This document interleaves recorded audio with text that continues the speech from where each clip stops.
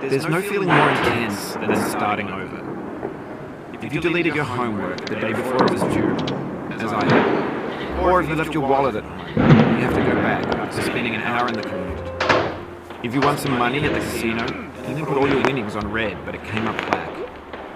If you got your best shirt dry cleaned before a wedding, and then immediately dropped food.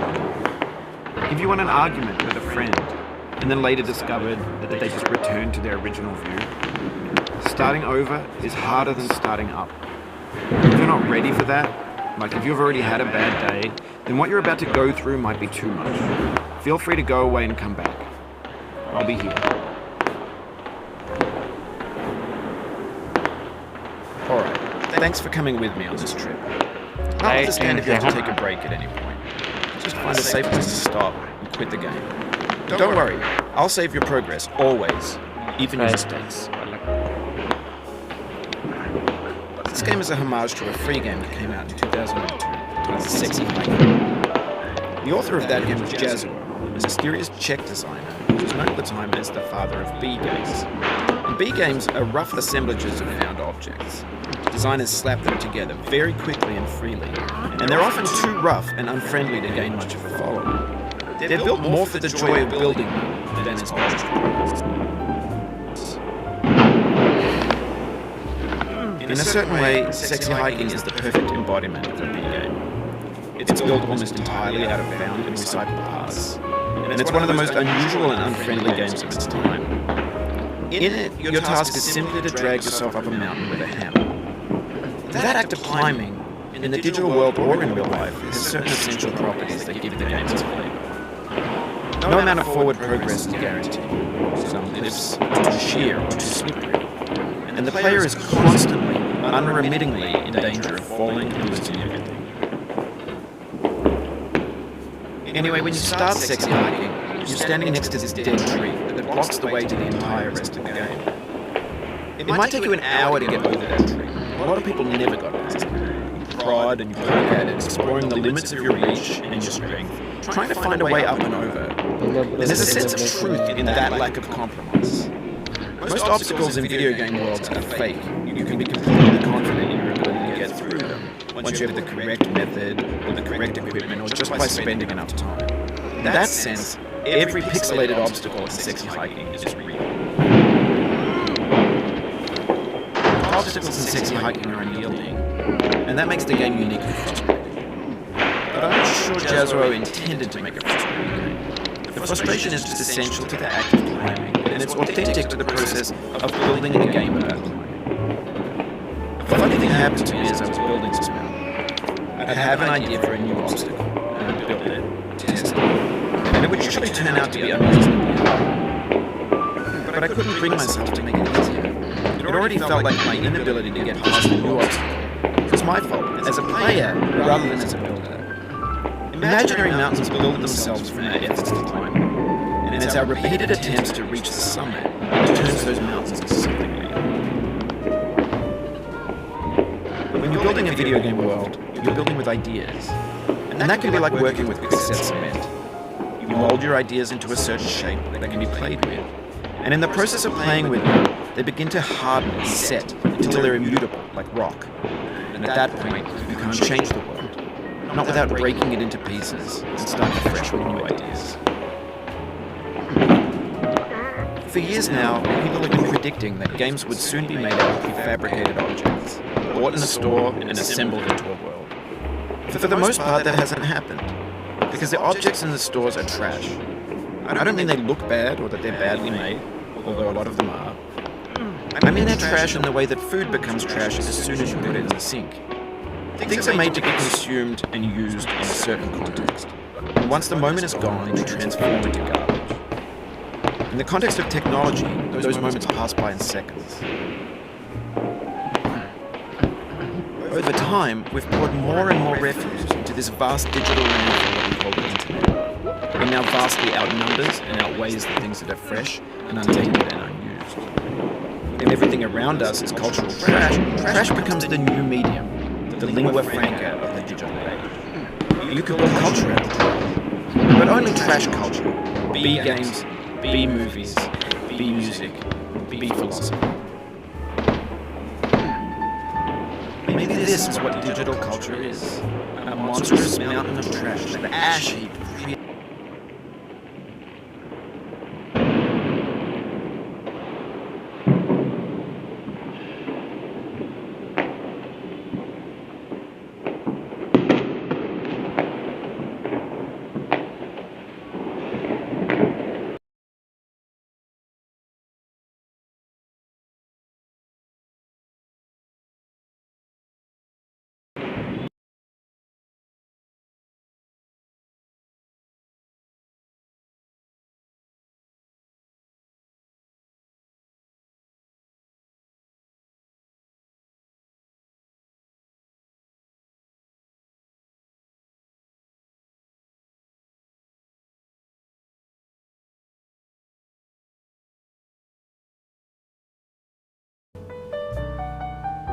Activities fountain.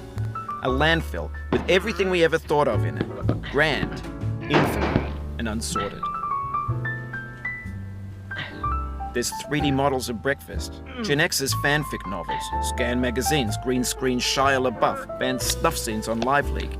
Facebook's got lifelike bots with unbranded adverts and candid shots of Kanye and Taylor Swift mashups, car crash epic failed GIFs, Russian dashcam vids, discussions of McRibs, discarded, forgotten, unrecycled, muddled, rotten, untitled. Everything's fresh for about 6 seconds, until some newer thing beckons, and we hit refresh. And there's years of persevering, disappearing into the pile, out of style, out of sight. In this context, it's tempting to make friendly content that's gentle, that lets you churn through it but not earn it. Why make something demanding if it just gets piled up in the landfill, filed in with the bland things? When games were new, they wanted a lot from you. Daunting you, taunting you, resetting and delaying you. Players played stoically. Now everyone's turned off by that. They want to burn through it quickly, a quick fix for the fickle, some tricks for the clicks of the feckless. But that's not you, you're an acrobat. You could swallow a baseball bat. Now I know, most likely you're watching this on YouTube or Twitch, while some dude with 10 million views does it for you. Like a baby bird being fed chewed up food. That's culture too. But on the off chance that you're playing this, what I'm saying is, trash is disposable, but maybe it doesn't have to be approachable. What's the feeling like? Are you stressed? I guess you don't hate it if you got this far, feeling frustrated. It's underrated. An orange is sweet, juicy fruit locked inside a bitter peel. That's not how I feel about a challenge. I only want the bitterness. It's coffee. It's grapefruit. It's licorice.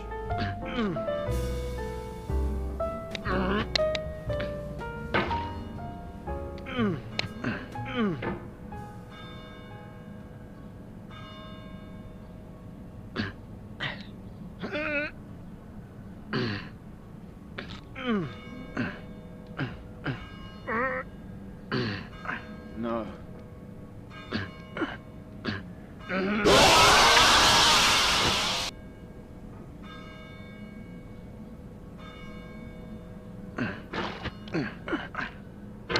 It feels like we're closer now. Composer and climber, designer and user. You could have refused, but you didn't. There was something in you that was hidden, that chose to continue.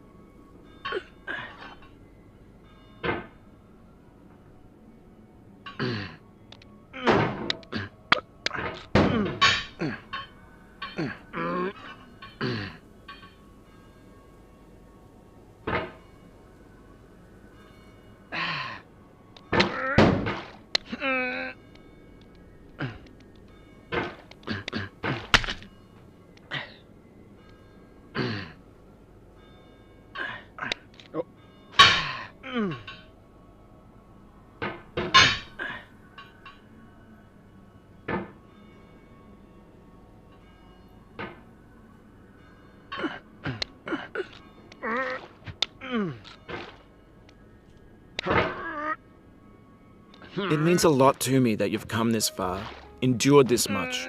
Every wisecrack, every insensitivity, every setback you've forgiven me is a kingly gift that you've given me.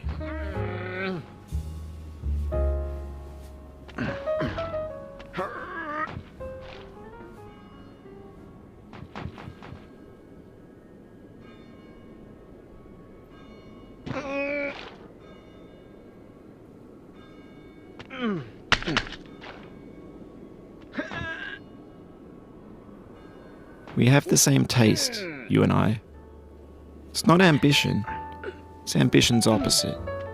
An obdurate mission to taste defeat. You'll feel bad if you win, so I put this snake in for you.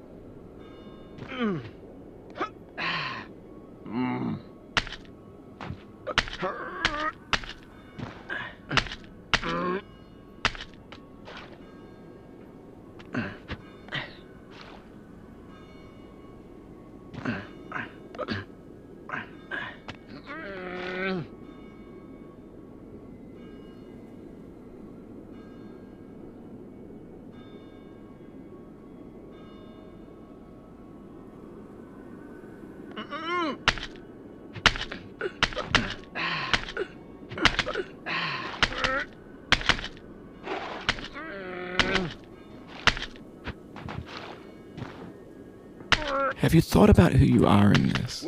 Are you the man in the pot, Diogenes? Are you his hand? Are you the top of his hammer? I think not. Where your hand moves, the hammer may not follow, nor the man, nor the man's hand.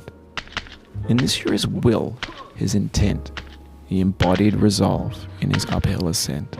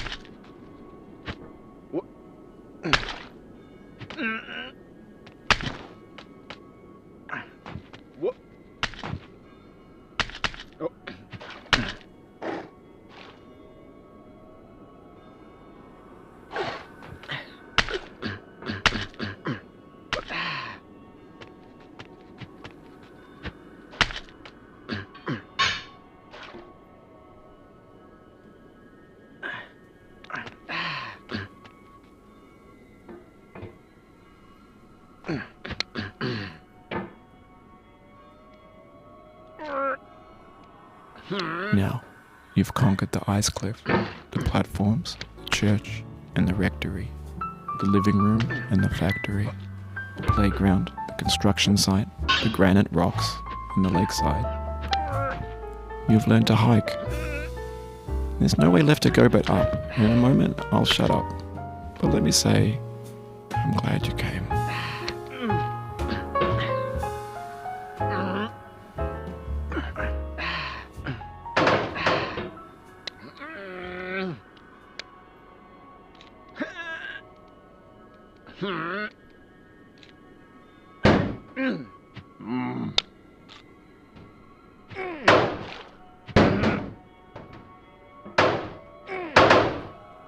Oh, you just lost a lot of progress.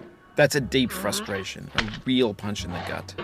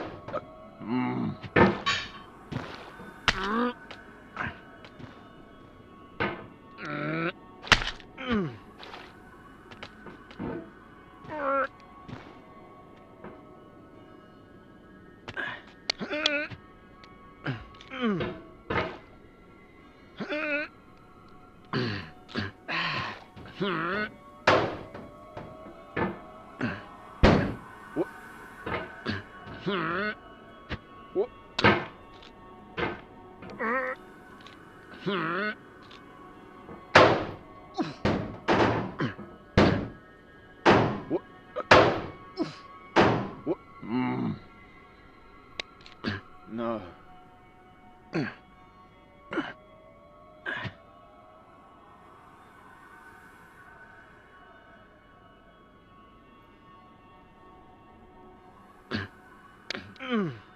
I dedicate this game to you, the one who came this far. I give it to you with all my love.